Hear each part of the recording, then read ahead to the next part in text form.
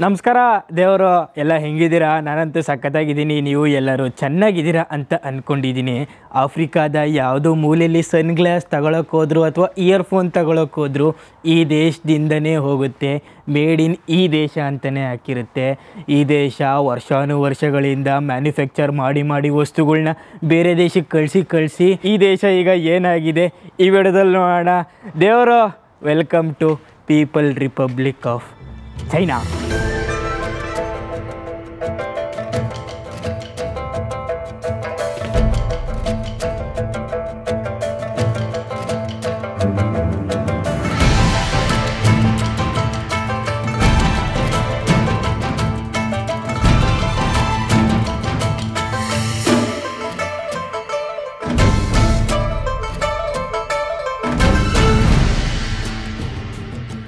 ಚೈನಾದ ಕಸದ ಬುಟ್ಟಿ ನೋಡ್ತಾ ಇದ್ದೀರಾ ನೀವು.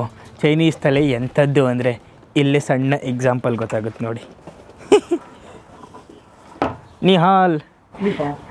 ಚೈನೀಸ್ ತಲೆ ಅಂತೂ ಬುಲೆಟ್ ಟ್ರೈನ್ಗಿಂತ ಸಿಕ್ಕಾಪಟ್ಟೆ ಸ್ಪೀಡಾಗಿ ಓಡುತ್ತೆ.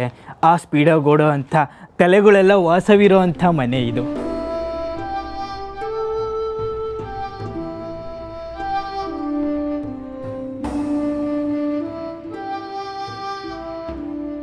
ನಮ್ಮ ಪಕ್ಕದ ದೇಶದ ಅಜ್ಜಿನ ನೋಡ್ತಾ ಇದ್ದೀರಾ. ಚೈನಾದ ಅಜ್ಜಿ ಕುಂಬಳಕಾಯಿ ಗಿಡ ಹಾಕೊಂಡವ್ರು ನೋಡಿ.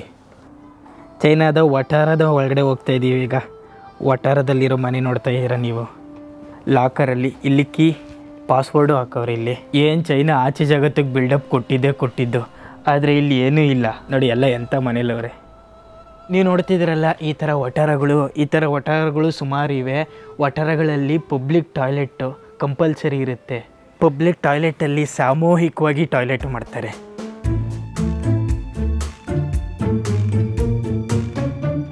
ನನಗಂತೂ ನಂಬೋಕ್ಕೆ ಆಗ್ತಾಯಿಲ್ಲ. ಇದನ್ನೆಲ್ಲ ನೋಡ್ತಾ ಇದ್ರೆ ಚೈನಾದವ್ರು ಇನ್ನೂ ನಮಗಿಂತ 20-30 ವರ್ಷ ಹಿಂದೆ ಉಳಿದ್ಬಿಟ್ಟಂಗೆ ಅವರೇ. ಭಾರತಕ್ಕಿಂತ ಚೈನಾ ಸಿಕ್ಕಾಪಟ್ಟೆ ಅಂದರೆ ಸಿಕ್ಕಾಪಟ್ಟೆ ದೊಡ್ಡದು. ಆ ಸಿಕ್ಕಾಪಟ್ಟೆ ದೊಡ್ಡದಾಗಿರೋಂಥ ಕ್ಯಾಪಿಟಲ್ ಸಿಟಿ ಬೇಜಿಂಗ್ನ ಗಲ್ಲಿ ನೋಡ್ತಾ ಇದ್ದೀರಾ ನೀವು.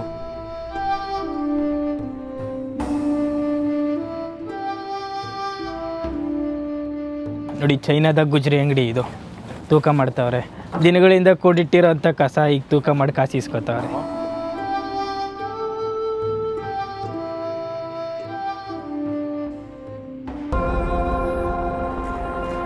ನಾವೀಗ ಟಿಯಾನ್ಮೆನ್ ಸ್ಕ್ವೇರ್ ಹತ್ರ ಇದ್ದೀವಿ. ಬೇಜಿಂಗ್ ಸಿಟಿಯ ಸೆಂಟ್ರ್ ಪಾಯಿಂಟ್ ಇದು. ಜಗತ್ತಲ್ಲಿ ಯಾವ್ದು ಪಬ್ಲಿಕ್ ಗ್ಯಾದರಿಂಗ್ ಸ್ಕ್ವೇರ್ ಇದೆಯಲ್ಲ ಆ ಎಲ್ಲ ಸ್ಕ್ವೇರ್ಗೂ ಇದು ಅತ್ಯಂತ ದೊಡ್ಡ ಸ್ಕ್ವೇರು. ಹೋದ ವರ್ಷ ರಷ್ಯಾದಲ್ಲಿ ರೆಡ್ ಸ್ಕ್ವೇರ್ಗೆ ಹೋಗಿದ್ವಲ್ಲ ಅದಕ್ಕಿಂತ ಸಿಕ್ಕಾಪಟ್ಟೆ ದೊಡ್ಡದು. ಎಷ್ಟು ದೊಡ್ಡದು ಅಂತಂದರೆ 100 ಎಕರೆಗಿಂತನೂ ಜಾಸ್ತಿ ಇದೆ ನಾವಿರೋಂಥ ಈ ಜಾಗ.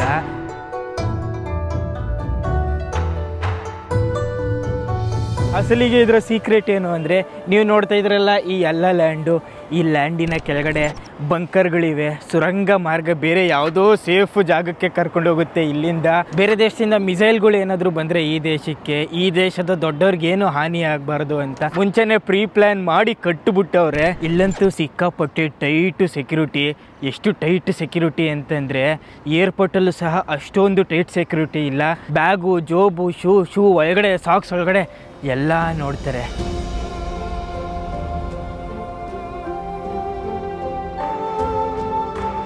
ನಾವಿರೋವಂಥ ಟಿಯಾನ್ಮೆನ್ ಸ್ಕ್ವೇರ್ನ ಮೇಯ್ನು ಎಂಟ್ರೆನ್ಸು ಈ ಗೇಟು. ಆದರೆ ಈ ಗೇಟು ಯಾರಿಗೂ ಓಪನ್ ಮಾಡಲ್ಲ, ಬರೀ ಈ ದೇಶದ ದೊಡ್ಡವ್ರು ಬಂದಾಗ ಮಾತ್ರ ಓಪನ್ ಮಾಡ್ತಾರೆ. ಇಲ್ಲಂತಂದರೆ ಎಮರ್ಜೆನ್ಸಿ ಸಿಚುವೇಷನಲ್ಲಿ ಇಲ್ಲಿಂದ ಬೇರೆ ಜಾಗಕ್ಕೆ ಓಡೋಗೋಕ್ಕೆ ಆವಾಗ ಈ ಗೇಟ್ನ ಓಪನ್ ಮಾಡ್ತಾರೆ. ಇಲ್ಲಾಂದರೆ ಸ್ಪೆಷಲ್ ಒಕೇಶನಲ್ಲಿ ಈ ದೇಶದ ರಾಷ್ಟ್ರಧ್ವಜನ ಆರಿಸೋಕ್ಕೆ ದೇಶದ ದೊಡ್ಡವರು ಇಲ್ಲಿಂದಾನೇ ಬರೋದು. ನೀವು ಅಲ್ಲಿ ನೋಡ್ತಾ ಇದ್ದೀರಾ ಚೈನಾದ ನ್ಯಾಷನಲ್ ಮ್ಯೂಸಿಯಮ್ಮು, ಮತ್ತು ನೀವು ಅಲ್ಲಿ ನೋಡ್ತಾ ಇದ್ದೀರಾ ಪಬ್ಲಿಕ್ ಪ್ರೋಗ್ರಾಮ್ ನಡೆಯುವಂಥ ಹಾಲು, ಮತ್ತು ಎಲ್ಲದಕ್ಕಿಂತ ಮುಖ್ಯವಾಗಿ ಅಲ್ಲಿ ನೋಡ್ತಾ ಇದ್ದೀರಾ ಅತಿ ದೊಡ್ಡ ಚೈನಾದ ಪಾರ್ಲಿಮೆಂಟು. ದೇವರು ನೀವು ಅಲ್ಲಿ ನೋಡ್ತಾ ಇದ್ದೀರಾ ಚೈನಾದ ದೊಡ್ಡವರು. ಆ ಫೋಟೋ ನೋಡ್ತಾ ಇದ್ದೀರಾ ನೋಡಿ, ಅವರೇ ಚೈನಾದಲ್ಲಿರೋ ಏಕೈಕ ಪಕ್ಷದ ಸಂಸ್ಥಾಪಕರು. ಈಗ ಅವರು ನಮ್ಮ ಜೊತೆ ಇಲ್ಲ, ಆದರೆ ಅವ್ರು ಹಾಕ್ಕೊಟ್ಟಿರೋ ಅಂಥ ಮಾರ್ಗದರ್ಶನದಿಂದನೇ ಇಲ್ಲಿನ ಸರ್ಕಾರ ಇವತ್ತವರೆಗೂ ನಡೀತಾ ಇದೆ.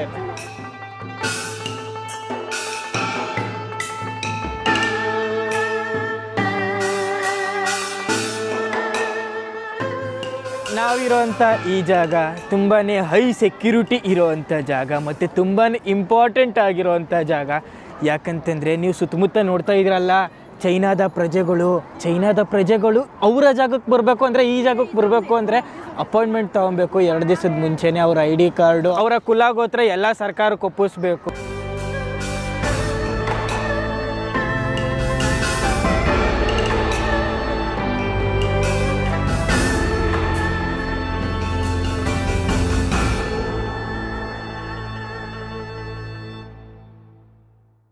ದೇವರು ನಾವು ಫಸ್ಟೇ ನೋಡೋದ್ವಲ್ಲ ಚೈನಾದ ಪರಿಸ್ಥಿತಿ ಹೆಂಗಿದೆ ಅಂತ. ನಮ್ಮಲ್ಲಿ ಸುಮಾರು ಜನ ಚೈನಾ ಇದೇ ಥರ ಇದೆ ಅಂತ ಅಂದ್ಕೊಂಡಿದ್ದೀವಿ ಇಲ್ಲಿವರೆಗೂ. ಆದರೆ ರಿಯಾಲಿಟಿಲಿ ಚೈನಾ ಇದಕ್ಕಿಂತ ಮುಂದುವರೆದಿದೆ, ತುಂಬಾ ಮುಂದುವರೆದಿದೆ. ಚೈನಾದ ಮೆಟ್ರೋ ಸ್ಟೇಷನ್ ನೋಡ್ತಾ ಇದ್ದೀರಾ ನೀವು.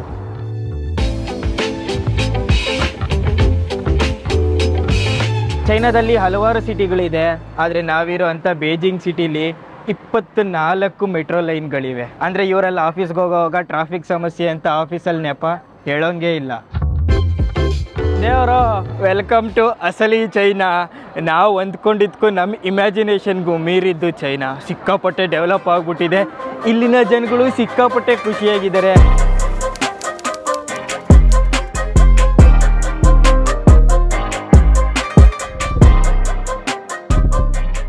ನಾವಿದ್ದೀವಿ ಬೇಜಿಂಗ್ನ ತುಂಬಾ ಇಂಟ್ರೆಸ್ಟಿಂಗ್ ಆಗಿರೋವಂಥ ಜಾಗದಲ್ಲಿ.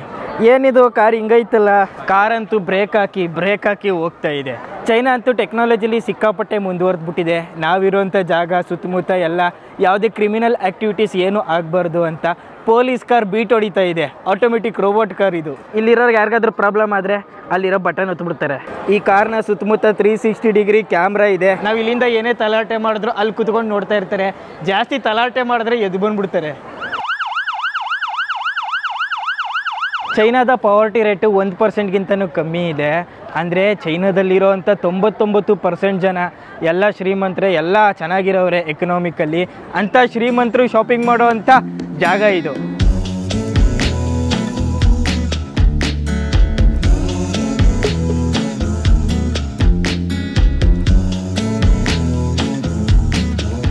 ಗುರು, ನೀವು ನೋಡ್ತಾ ಇದ್ದೀರಾ ಶ್ರೀಮಂತರ ಕನ್ನಡಕದ ಅಂಗಡಿನ. ಕನ್ನಡಕ ಹಾಕೋತಾರೆ, ಆದರೆ ಎಕ್ಸ್ಟ್ರಾಡಿನರಿ ಶ್ರೀಮಂತರು ಯಾವ ಥರ ಕನ್ನಡಕ ಹಾಕೋತಾರೆ ನೋಡೋಣ. ಕನ್ನಡಕದ ಶೋರೂಮ್ ನೋಡ್ತಾ ಇದ್ದೀರಾ, ಸಿಕ್ಕಾಪಟ್ಟೆ ಲಕ್ಸುರಿಯಾಗಿ ಮಾಡವ್ರೆ. ಆದರೆ ಇದನ್ನೆಲ್ಲ ಮಾರಕ್ಕಿಟ್ಟಿಲ್ಲ, ಸುಮ್ಮನೆ ಶೋಗಷ್ಟೇ ಇದನ್ನು ಮಾರಕ್ಕಿಟ್ಟಿರೋದು.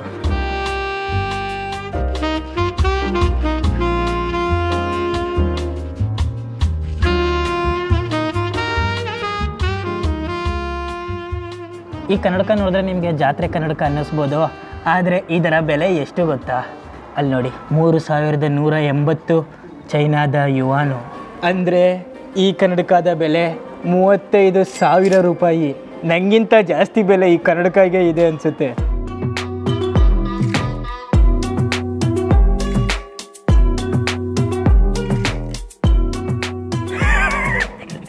ದೊಡ್ಡ ಕೇಡಿ ಕಂಡಂಗೆ ಕಾಣ್ತಾ ಇದೀನಿ, ಕಳ್ಳ ಕಂಡಂಗೆ ಕಾಣ್ತಾಯಿನಿ. ಕಳ್ಳ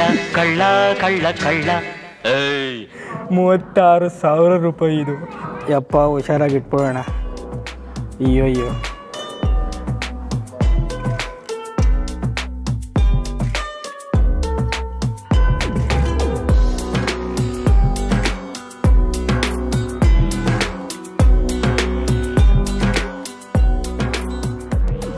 ಸುಮಾರು ವರ್ಷಗಳಿಂದ ಚೈನಾ ಎಲ್ಲ ಥರದ ಪ್ರಾಡಕ್ಟ್ಸು ಮ್ಯಾನುಫ್ಯಾಕ್ಚರ್ ಮಾಡಿ ಬೇರೆ ದೇಶಕ್ಕೆ ಮಾರಿ ಇಲ್ಲಂತೂ ಸಾಮ್ರಾಜ್ಯನೇ ಕಟ್ಬಿಟ್ಟಿದೆ. ನಾನು ಸುಮಾರು ದೇಶಕ್ಕೆ ಹೋಗಿದ್ದೀನಿ, ಆದರೆ ಚೈನಾ ಈ ಪಾರ್ಟಿ ಡೆವಲಪ್ ಆಗಿದೆ ಅಂತ ಇಲ್ಲಿಗೆ ಬಂದಾದ್ಮೇಲೆ ಗೊತ್ತಾಗಿದ್ದು.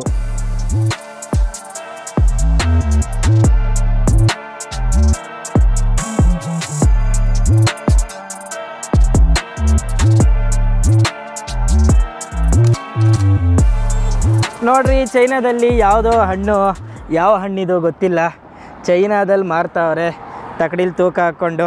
ಏನೋ ಒಂಥರ ಇದೆಯಲ್ಲ, ನೇರಳೆ ಹಣ್ಣು ಅಲ್ಲ, ನೇರಳೆ ಹಣ್ಣಿಗಿಂತ ಡಬಲ್ ಸೈಜು. ಓಹೋ, ಸಖತ್ತೋಗಿದೆ.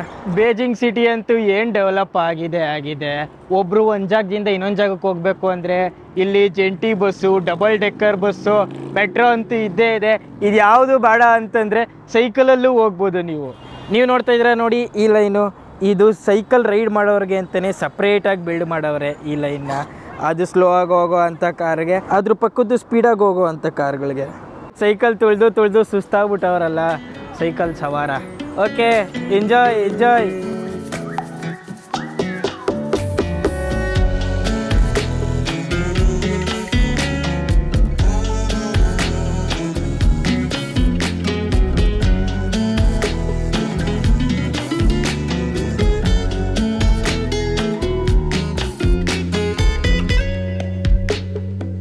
ದೇವರು ಆ ಸಿಟಿಯಿಂದ ಹಾಗೆ ಬಂದು ನಾವೀಗ ಚೈನಾದ ರಾಜರು ಆಗಿನ ಕಾಲದಲ್ಲಿ ಆಡಳಿತ ಮಾಡ್ತಾಯಿದ್ರಲ್ಲ ಅವರಿದ್ದಂಥ ರಾಯಲ್ ಮನೆ, ಚೈನಾದ ರಾಯಲ್ ಮನೆ ಹತ್ರ ಬಂದ್ಬಿಟ್ಟಿದ್ದೀವಿ. ಇವಾಗ ನಾವು ಚೈನಾದ ರಾಜರು ಆ ಕಾಲದಲ್ಲಿ ಹೆಂಗೆ ಜೀವನ ಮಾಡ್ತಾಯಿದ್ರು, ನಮ್ಮ ರಾಜರ ಥರನೇ ಜೀವನ ಮಾಡ್ತಾಯಿದ್ರ ಅಥವಾ ಚೈನಾ ರಾಜರ ಥರ ಜೀವನ ಮಾಡ್ತಾಯಿದ್ರ ಇವಾಗ ನೋಡೋಣ. Welcome to Chinese palace.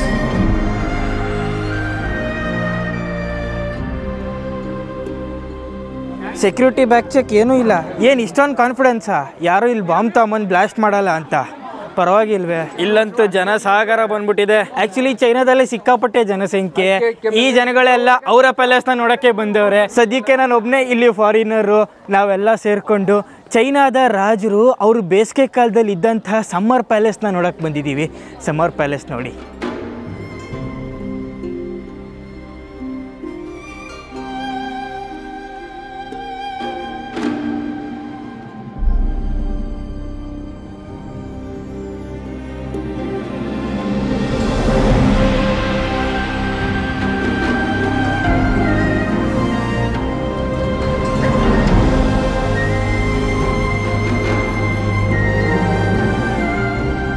ಗುರು, ಬೇಸಿಗೆ ಕಾಲದಲ್ಲಿ ಚೈನಾದ ರಾಜರಿಗೆ ಸಿಕ್ಕಾಪಟ್ಟೆ ಸೆಕೆ ಆಗ್ತಾ ಇತ್ತಲ್ಲ, ಆ ಸೆಕೆಯಿಂದ ತಡ್ಕೊಳ್ಳೋಕ್ಕೆ 18ನೇ ಶತಮಾನದಲ್ಲಿ ಕುಂಗ್ ಡೈನಾಸ್ಟಿಯವರು ಈ ಸಮ್ಮರ್ ಪ್ಯಾಲೇಸ್ನ ಕಟ್ಟಿದ್ರು.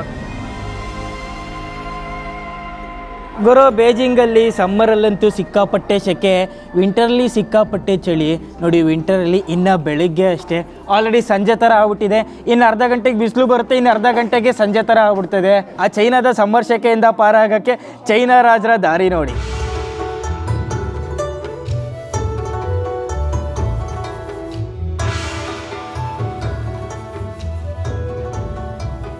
ದೇವರು ಈ ಸಮ್ಮರ್ ಪ್ಯಾಲೇಸ್ನಂತೂ ತುಂಬಾ ತಲೆ ಉಪಯೋಗಿಸಿ ಕಟ್ಟವ್ರೆ ಚೈನೀಸ್ ರಾಜರು. ಬೇಸಿಗೆ ಕಾಲದಲ್ಲಿ ಗಾಳಿ ಬೀಸಿದ್ರೆ ಕರೆಕ್ಟಾಗಿ ಅವ್ರ ಪ್ಯಾಲೇಸ್ ಒಳಗಡೆನೆ ಬೀಸಲಿ ಅಂತ ಬೆಟ್ಟದ ಮೇಲೆ ಅವ್ರ ಪ್ಯಾಲೇಸ್ ಕಟ್ಕೊಂಡ್ಬಿಟ್ಟವ್ರೆ. ಬೆಟ್ಟ ಆಲ್ರೆಡಿ ಹತ್ಕೊಂಡ್ಬಂದ್ಬಿಟ್ಟಿದ್ದೀವಿ. ವ್ಯೂ ನೋಡಿ. ಇಡೀ ಬೇಜಿಂಗ್ ಸಿಟಿ ವ್ಯೂ ಕಾಣ್ತಾ ಇದೆ ಅಂತ ಅನ್ನೋಕ್ಕಾಗಲ್ಲ. ಇದು ಸಿಟಿ ಔಟ್ಸ್ಕರ್ಟ್ಸ್ನ ವ್ಯೂ. ಇದು ಸೆಲ್ಫಿ ತಗೊಳಕೋಗಿ ಏನೇನು ಮಾಡ್ತಾರೆ ಮಕ್ಕಳು. ನೋಡಿ, ಈ ಗೋಡೆಗಳ ಮೇಲೆಲ್ಲ ಬುದ್ಧನನ್ನ ಬಿಡಿಸಿದ್ದಾರೆ. ಚೈನಾಗೆ ಬುದ್ಧಿಸಮ್ ಭಾರತದಿಂದನೇ ಬಂದಿದ್ದು. ಅಟ್ ಪ್ರೆಸೆಂಟ್ ಚೈನಾದಲ್ಲಿ ಬುದ್ಧಿಸ್ಟ್ಗಳು ತುಂಬಾನೇ ಸಂಖ್ಯೆಯಲ್ಲಿದ್ದಾರೆ. ಆದರೆ ಭಾರತದಲ್ಲಿರುವಂಥ ಬೌದ್ಧರಿಗೂ ಚೈನಾದಲ್ಲಿರುವಂಥ ಬೌದ್ಧರಿಗೂ ತುಂಬಾನೇ ವಿಭಿನ್ನವಾದಂಥ ಆಚರಣೆ ಅನುಸರಿಸ್ತಾರೆ.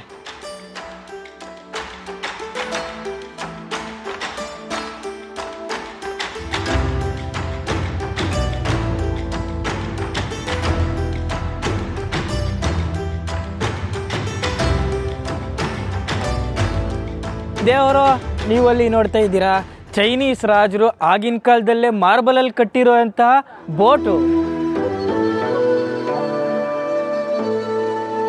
ಅಲ್ಲ ಆ್ಯಕ್ಚುಲಿ ಇದು ಕಲ್ಲಲ್ಲಿ ಕಟ್ಟಿರೋವಂಥ ಬೋಟು. ಆದರೆ ಕಲ್ಲು ಆ ಬೋಟಿನ ಕೆಳಗಡೆ ನೋಡ್ತಾ ಇದ್ರೆ ನೋಡಿ, ಅಲ್ಲಿ ಮಾತ್ರ ಕಲ್ಲು ಹಾಕವ್ರೆ. ಆ ನೆಲ ಆದಮೇಲೆ ಫಸ್ಟ್ ಫ್ಲೋರು ಸೆಕೆಂಡ್ ಫ್ಲೋರ್ ಅದೆಲ್ಲ ಕಟ್ಟೋರಲ್ಲ, ವುಡ್ಡಲ್ಲಿ ಕಟ್ಟಿರೋದು. ವುಡ್ಡಲ್ಲಿ ಕಟ್ಟಿಬಿಟ್ಟು ಮಾರ್ಬಲ್ ಥರ ಕಾಣೋಕ್ಕೆ ಮಾರ್ಬಲ್ ಪೇಂಟ್ ಹಚ್ಚವ್ರೆ.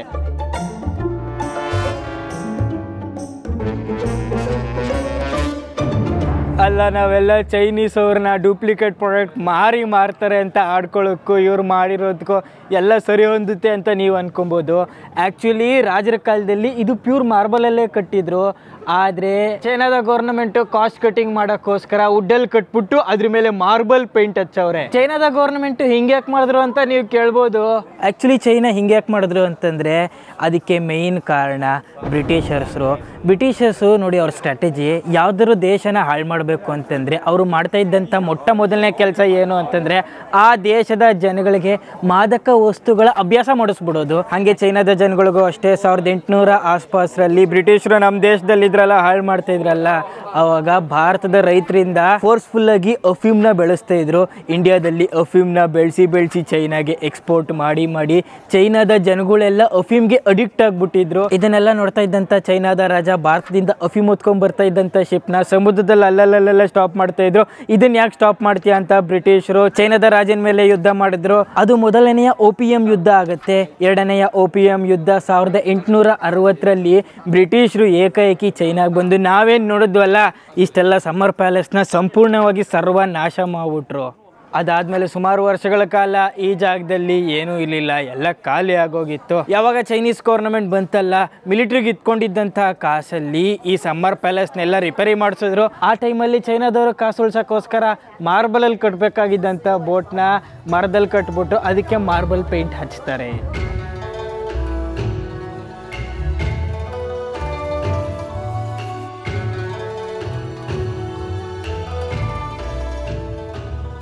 ನೀವು ನೋಡ್ತಾ ಇರೋವಂಥ ವಸ್ತು ಗಿನೀಸ್ ವರ್ಲ್ಡ್ ರೆಕಾರ್ಡಲ್ಲಿದೆ. ಯಾಕಂದರೆ ನೀವಿದೇನು ನೋಡ್ತಾ ಇದ್ರಲ್ಲ ಈ ಕಾರಿಡಾರು, ಇದು ಪ್ರಪಂಚದ ಅತ್ಯಂತ ಉದ್ದವಾದಂತಹ ಮರದಲ್ಲಿ ಮಾಡಿರೋವಂಥ ಕಾರಿಡಾರು. ಮರದ ಕಾರಿಡಾರಲ್ಲಿ ಚೈನೀಸ್ ಪ್ರಜೆಗಳು ಫೋಟೋ ತೆಕ್ಕೊಂಡಿದ್ದು.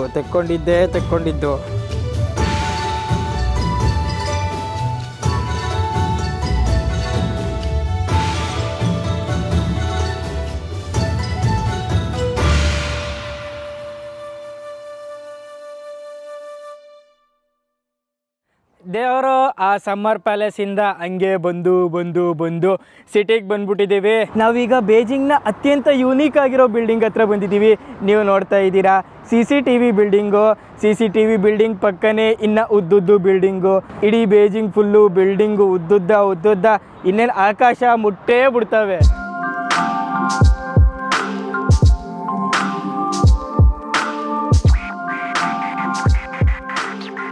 ಚೈನಾದಲ್ಲಂತೂ ಪ್ರತಿ 5 ದಿನಕ್ಕೆ ಒಂದು ಬಿಲ್ಡಿಂಗು ತಲೆ ಎತ್ತಿ ನಿಂತ್ಕೊಳ್ಳುತ್ತೆ. ಆದರೆ ಎಲ್ಲರ ಲಕ್ಷ್ಯ ಈ ಮಂಚ ಪ್ಯಾಂಟ್ ಹಾಕ್ಕೊಂಡಿರೋ ಥರ ಕಾಣೋವಂಥ ಈ CCTV ಬಿಲ್ಡಿಂಗ್ ಮೇಲೆ ಬೀಳುತ್ತೆ. ಯಾಕಂದರೆ ಈ ಬಿಲ್ಡಿಂಗು 2004ರಲ್ಲಿ ಗುದ್ಲಿ ಪೂಜೆ ಮಾಡಿ 2012ರಲ್ಲಿ ಕುಂಬಳಕಾಯಿ ಹೊಡೆದೇ ಬಿಟ್ರು.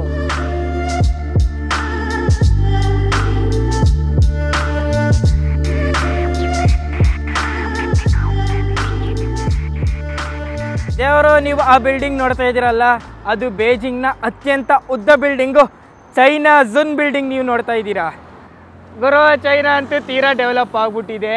ಈ ದೇಶ ಇಷ್ಟೊಂದು ಡೆವಲಪ್ ಆಗೋಕ್ಕೆ ನಾವು ಇದರಲ್ಲಿ ಕಾರಣಕರ್ತರು. ಯಾಕಂತಂದರೆ ಭಾರತ ಪ್ರತಿನಿತ್ಯ ಕೋಟ್ಯಾಂತರ ರೂಪಾಯಿ ಮೌಲ್ಯದ ವಸ್ತುಗಳನ್ನ ಚೈನಾದಿಂದ ತರಿಸ್ಕೊಳ್ಳುತ್ತೆ. ನೀವು ಸುಮ್ಮನೆ ಹಾಗೆ ಥಿಂಕ್ ಮಾಡಿ, ದಿನನಿತ್ಯ ಎಷ್ಟು ಚೈನಾದ ವಸ್ತುಗಳನ್ನ ಬಳಸ್ತೀರಾ ನೀವು ಅಂತ. ಆದರೆ ಅದ್ರಲ್ಲಿ ನಿಮ್ದು ಯಾವುದೇ ತಪ್ಪಿಲ್ಲ. ಯಾಕಂದರೆ ಅದೇ ಥರ ವಸ್ತುಗಳನ್ನ ನೀವು ಭಾರತದಲ್ಲಿ ಮ್ಯಾನುಫ್ಯಾಕ್ಚರ್ ಆಗಿರುವಂಥ ವಸ್ತು ಕೊಡಬೇಕು ಅಂತಂದರೆ ಆ ವಸ್ತುವಿನ ಮೌಲ್ಯ ತುಂಬಾ ದುಬಾರಿ ಆಗಿರುತ್ತೆ. ಭಾರತ ಚೈನಾ ಮೇಲೆ ತುಂಬ ಡಿಪೆಂಡ್ ಆಗಿದೆ. ಅತ್ಯಂತ ದೊಡ್ಡ ಕಸ್ಟಮರು ಭಾರತ ಚೈನಾಗೆ. ಬದಲಾಗಿ ಚೈನಾ ಭಾರತದ ಮೇಲೆ ಡಿಪೆಂಡ್ ಆಗೇ ಇಲ್ಲ. ಚೈನಾ ಭಾರತದಿಂದ ತರಿಸ್ಕೊಳ್ಳೋದು ಕೆಲವೊಂದು ಮಸಾಲೆ ಪದಾರ್ಥಗಳು ಮತ್ತು ಇನ್ನೊಂದು ಕೆಲವಷ್ಟು ವಸ್ತುಗಳಷ್ಟೇ. ಅದನ್ನು ನಾವು ಕೊಡಲಿಲ್ಲ ಅಂತಂದರೂ ಚೈನಾ ಬೇರೆ ದೇಶದಿಂದ ಆ ವಸ್ತುಗಳನ್ನ ತರಿಸ್ಕೊಳ್ಳುತ್ತೆ. ನಮ್ಮ ಮಾಧ್ಯಮಗಳು ಅಷ್ಟೇ ಯಾವತ್ತು ಚೈನಾದ ಡೆವಲಪ್ಮೆಂಟ್ನ ನಮಗೆ ತೋರಿಸೇ ಇಲ್ಲ. ಬರೀ ಚೈನಾದಲ್ಲಿ ಎಷ್ಟು ಗನ್ನು ಬಾಂಬ್ ಐತೆ, ಭಾರತದಲ್ಲಿ ಎಷ್ಟು ಗನ್ನು ಬಾಂಬ್ ಐತೆ, ಯುದ್ಧ ಮಾಡಿದ್ರೆ ಯಾರು ಗೆಲ್ತಾರೆ, ಬರೀ ಇದೇ ಆಗೋಯ್ತು. ಆದರೆ ಚೈನಾ ಈ ಪಾರ್ಟಿ ಡೆವಲಪ್ ಆಗಿದೆ ಅಂತ ಇಲ್ಲಿಗೆ ಬಂದಾದ್ಮೇಲೆ ಗೊತ್ತಾಗಿದ್ದು ನನಗೂ.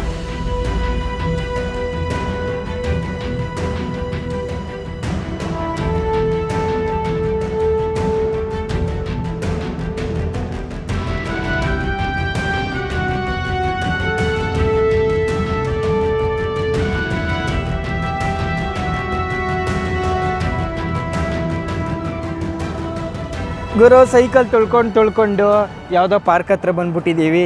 ನೀವು ಈ ಥರ ಪಾರ್ಕ್ ನೋಡ್ತಾ ಇದ್ದೀರಾ ನೋಡಿ. ಬೇಜಿಂಗ್ನ ಸಿಟಿಲಿ ಪ್ರತಿ ರೋಡಲ್ಲೂ, ಪ್ರತಿ ರಸ್ತೆಯಲ್ಲೂ, ಪ್ರತಿ ಗಲ್ಲಿಲೂ ಒಂದೊಂದು ಪಾರ್ಕ್ ಇದೆ. ಈ ಥರ ಚೈನಾದ ಪಾರ್ಕ್ಗೆ ಸ್ವಾಗತ. ಹಿರಿಯರೆಲ್ಲ ತಮ್ಮ ಇಡೀ ಜೀವನದಲ್ಲಿ ಕೆಲಸ ಮಾಡಿ ಈಗ ರಿಟೈರ್ಡ್ ಲೈಫ್ನ ಎಂಜಾಯ್ ಮಾಡ್ತಾವ್ರೆ. ಸೀನಿಯರ್ಸ್ ಎಲ್ಲ ಚೈನಾದ ಆಟ ಆಡ್ತಾವ್ರೆ. ಚೆಸ್ಸ, ಕ್ಯಾರಮ್ ಬೋರ್ಡ ಏನೂ ಗೊತ್ತಿಲ್ಲ. ಇಲ್ಲಿ ಇಸ್ಪೀಟ್ ಆಟ ಆಡ್ತಾವ್ರೆ. ಗುರು, ಚೈನಾದಲ್ಲಿ ಖುಷಿಯಾಗೋ ವಿಚಾರ ಏನು ಅಂತಂದರೆ ರಿಟೈರ್ಡ್ ಯಾರು ಆಗಿರ್ತಾರಲ್ಲ ವಯಸ್ಸಾದವರು, ಅವರೆಲ್ಲ ತುಂಬ ಖುಷಿಯಾಗಿರ್ತಾರೆ, ಪಾರ್ಕಲ್ಲಿ ಆಟ ಆಡ್ತಾ ಇರ್ತಾರೆ. ಈಸ್ಪೀಟೋ, ಕ್ಯಾರಮ್ ಬೋರ್ಡ್ ಏನೋ ಒಂದು ಒಟ್ನಲ್ಲಿ ಖುಷಿಯಾಗಿರ್ತಾರೆ ಅವರು. ಏನೋ ತರ್ತರವಾದಂಥ ಆಟ ಆಡ್ತಾರಲ್ಲ, ತರಾವರಿ ಆಟ ಇವೆಲ್ಲ ನೋಡಿ. ಇದು ಯಾವುದೋ ಅಪಾರ್ಟ್ಮೆಂಟ್ನ ಪಾರ್ಕ್ ಅಲ್ಲ, ಜನಸಾಮಾನ್ಯರು ಪಬ್ಲಿಕ್ ಪಾರ್ಕ್ ಇವೆಲ್ಲ.